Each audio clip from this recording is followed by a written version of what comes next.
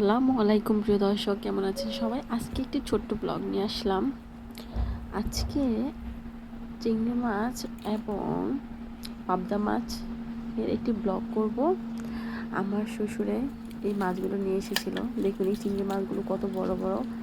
চিংড়ি মাছের কিন্তু অনেক দাম। তারপর এখানে প্রায় 1 কেজি মাছ প্রায় 1100 টাকার। চিংড়ি মাছগুলো কিন্তু খুবই ভালো হয়েছে।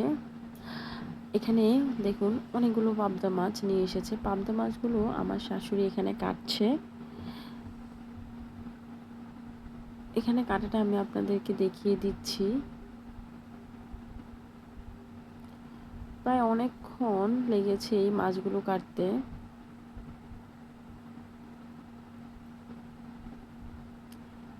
এই মাছগুলো টমেটো টক দিয়ে খেতে খুবই ভালো লাগে। এছাড়া তরকারির সাথেও খায়, কিন্তু টক দিয়ে এই মাছগুলো বেশি ভালো লাগে। দেখুন ঠিক এভাবে আপনারা কাটবেন মাছগুলো। এই মাছ কিন্তু খেতে খুবই স্বাদ।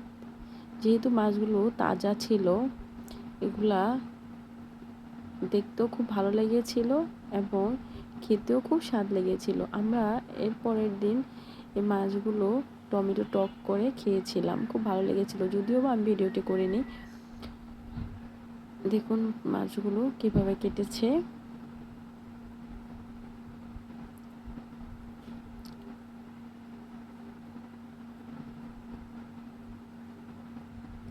এই মাছগুলো বেশি কাটা নেই, বাচ্চারাও খেতে পারবে এই মাছগুলো অনায়াসে।